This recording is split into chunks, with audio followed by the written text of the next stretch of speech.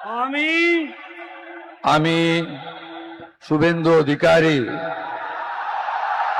ঈশ্বরের নামে শপথ করিতেছি যে বিধি দ্বারা স্থাপিত ভারতের সংবিধানের প্রতি আমি অকৃত্রিম নিষ্ঠা ও আনুগত্য পোষণ করিব। আমি ভারতের সার্বভৌমত্ব ও অখণ্ডতা রক্ষা করিব।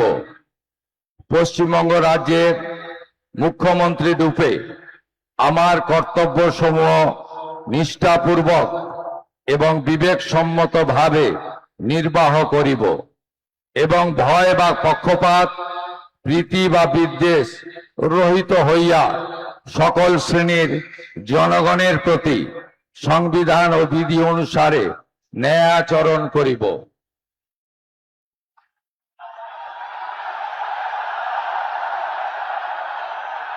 আমি